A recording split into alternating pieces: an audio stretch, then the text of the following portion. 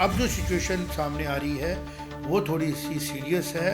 लेह की जो हिल काउंसिल है वो अब ऑपरेशनल नहीं है। हमारे पास कोई असेंबली नहीं रही, हमारे पास कोई ऐसी पावर नहीं रही जिसका इस्तेमाल करके हम लोग अपने डिसीजंस ले सकें। उनको एक डर पैदा किया गया पॉलिटिकल लोगों के द्वारा। अगर इनको अच्छे से हैंडल नहीं किया गया तो लॉन्ग टर्म में जो हमारा एक नेशनल इंटरेस्ट है उसको लॉस हो सकता है। जय माता दी। न्यूज़ स्टूडियोज़ में मैं शिवांग सत्य गुप्ता लद्दाख के लोगों के लिए और लद्दाख की सिचुएशन के बारे में डिस्कस करने के लिए आया हूँ। लेह की जो हिल काउंसिल है वो अब ऑपरेशनल नहीं है। 5 साल पूरे होने की वजह से वो डिज़ोल्व हो चुकी है और जो पास्ट प्रैक्टिस किया करते थे लेह में वो फॉलो नहीं की गई है।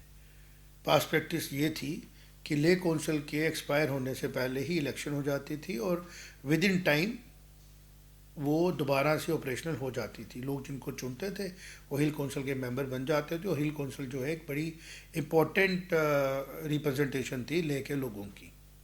करंट सिचुएशन को देखते हुए किन कारणों से उसको अनाउंस नहीं किया गया, क्यों नहीं किया गया, अब जो सिचुएशन सामने आ रही है वो थोड़ी सी सीरियस है और उसको अगर नहीं संभाला गया तो ज़्यादा सीरियस हो सकती है। सिचुएशन क्या है कि जो लोग ऑलरेडी मांग रहे थे 6 शेड्यूल, जो लोग मांग रहे थे स्टेटहुड, क्योंकि वो समझ रहे थे कि जब हम जम्मू कश्मीर से अलग हुए तो हमारी पॉलिटिकल रिप्रेजेंटेशन बहुत कम हो गई, हमारे पास कोई असेंबली नहीं रही, हमारे पास कोई ऐसी पावर नहीं रही जिसका इस्तेमाल करके हम लोग अपने डिसीजंस ले सकें रिलेटेड टू मेजर थिंग्स। सारी चीज़ें जो हैं वो सेंट्रलाइज हो गई। उनके अंदर एक एस्पिरेशन थी कि यूटी बनने के बाद हमें कश्मीर की जो डोमिनेशन है उससे हमें राहत मिलेगी, लेकिन हुआ नहीं ऐसा। लोगों का कहना है कि क्या हुआ कि जो रिप्रेजेंटेशन सेंटर के द्वारा उनको मिलनी चाहिए थी वो नहीं मिली। कारण उसका बहुत है, इसके ऊपर एनालिस करने की ज़रूरत है और होम को भी समझने की ज़रूरत है। होम के जो ऑफिसर्स लद्दाख में काम कर रहे हैं, होम के जो ऑफिसर JNK को देख रहे हैं, लद्दाख की स्पेसिफिक बात करूंगा, उनका काम था ये समझना कि आने वाले समय में लद्दाख के अंदर 2 हमारी हिल काउंसिल्स हैं, एक है करगिल और एक लेह। करगिल अभी हमारी स्टैंड बाय कर रही है क्योंकि उसके 5 साल का टेन्योर 2028 में ख़त्म होता है, क्योंकि 23 में वो इलेक्ट होके आई है। लेकिन जो हिल काउंसिल ऑफ लेह है वो उस टाइम पे ख़त्म हो रही है। एक तरफ सोनम वांगचुक के फास्ट चल रहे हैं और दूसरी तरफ जो है हालात ख़राब हो गए फिर हमारे। और अब उसके बीच में जब एक्सपायर हो रही थी ये हिल काउंसिल तो या तो उसको एक्सटेंड कर दिया जाता, वो भी नहीं किया गया, या फिर इलेक्शन करवाई जाती पहले ही, वो भी नहीं कराई गई। और अब ये सिचुएशन है कि पूरे लद्दाख में करगिल के अलावा लेह के पास अपनी इलेक्टेड कोई भी ऐसी इंस्टीट्यूशन, ऐसे रिप्रेजेंटेटिव नहीं है जो उनकी बात रख सके। तो अब सारी जिम्मेवारी आती है LG श्री कविंदर गुप्ता जी पे कि वो इस गैप को पूरा कैसे कर पाएंगे और उनकी एडमिनिस्ट्रेशन पे जो पूरी रिस्पॉन्सिबिलिटी उठाएगी जब तक हिल काउंसिल नहीं आती है, उन गाँव की, उनकी डेवलपमेंट्स की, रीच की और जो भी ड्यूटीज़ थी हिल काउंसिल्स की उनको पूरा करने की। एक ऑफिसर के लिए इतना आसान नहीं होता है वो काम करना जिसके लिए उनकी ना ट्रेनिंग है ना ही उनको उसके लिए चुना गया है, उनको वो डेजिग्नेट किया गया है।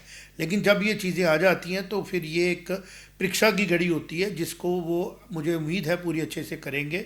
लेकिन साथ ही साथ ये भी देखना होगा कि अगर उनसे कोई चूक होती है तो उसका खमियाजा कौन भुगतेगा।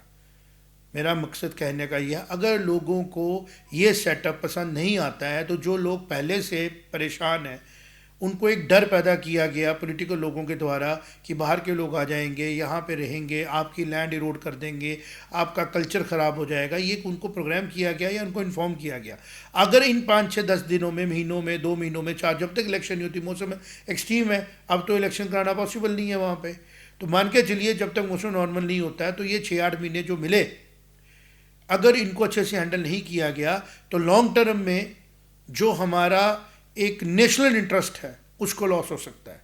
तो जो लोग भी इसके लिए रिस्पॉन्सिबल हैं उनको पूछा जाए और अब जो लोग इसके लिए रिस्पॉन्सिबल हैं कि वो ठीक से अपनी ड्यूटी दें, जिसमें मेरा इशारा और मेरी कमेंट है LG श्री कविंदर गुप्ता जी की तरफ और उनके ऑफिसर्स की तरफ कि उनको अब डबल काम करना है। उनको उन लोगों का भी काम करना है जो लोग लद्दाख के लोगों के द्वारा इलेक्ट होके आते थे, और उनको वो भी काम करना है जो उनका रूटीन काम था।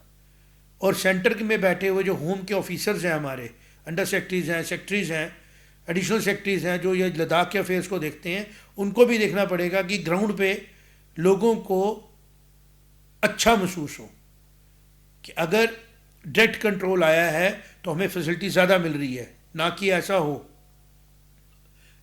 ऐसा हो कि कुछ चंद लोग अपने हिसाब से रिपोर्टिंग करके अपर रिपोर्ट्स भेज के अपना टाइम पास करें और लॉन्ग टर्म में नेशनल इंटरेस्ट को कॉम्प्रोमाइज़ कर दें।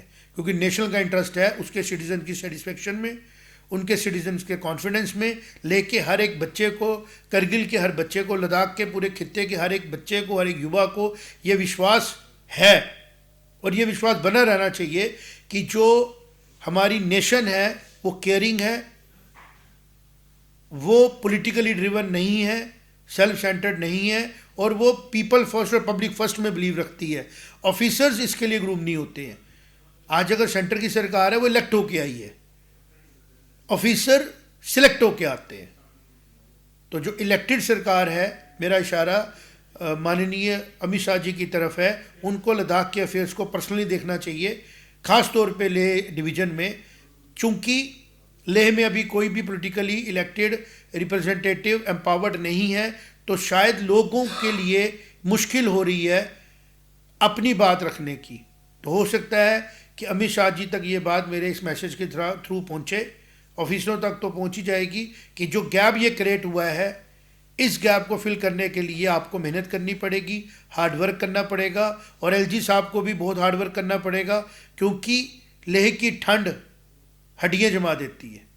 लेकिन जो लोग वहाँ रहते हैं वो लोग वहाँ पे सरवाइव करना जानते हैं, उनकी प्रॉब्लम्स होंगी, उनकी ज़रूरतें होंगी, उनकी तरफ ध्यान देना पड़ेगा। जो प्रॉब्लम करगिल की नहीं है आज वो लेह की है, इसके बारे में समझने की ज़रूरत है, बात करने की ज़रूरत है। कहते हैं अलर्ट करना मीडिया का काम है, अलर्ट कर रहे हैं कि लोग ऑलरेडी स्ट्रेस्ड हैं, जो गोली चली उस वजह से दुखी हैं मन में, और उनको अब राहत चाहिए। जो जुडिशल कमीशन, मुझे पूरा विश्वास है, सच सामने लाके पहले राहत देगी, और जो हमारा डेली इंग्लिश न्यूज़पेपर होने का दायित्व है लद्दाख के प्रति, हम वो पूरा करेंगे और जनता के मन की बात उन तक पहुंचाएंगे जहां तक वो पहुंचनी चाहिए। तो मेरा इशारा है अमित शाह जी की तरफ, होम की तरफ, मेरा इशारा है सेंटर होम के जो ऑफिसर्स काम करते हैं उनकी तरफ, कि वो ग्राउंड पे जो लोगों को दिक्कतें आएंगी, आ रही हैं, उनको ठीक करें, और जो पॉलिटिकल रिप्रेजेंटेशन नहीं होने की वजह से लोगों को प्रॉब्लम आ सकती हैं, उनको ना आने दें। और पूरा जो एडमिनिस्ट्रेशन है, एडमिनिस्ट्रेटिव सेटअप है, वो अलर्ट रहे, लोगों की सर्विस की तरफ ध्यान दे, ताकि जो एंटी नेशनल एलिमेंट्स हैं जो लोगों को गुमराह कर सकते हैं वो अपने मंसूबे में कामयाब नहीं हों। जय माता दी।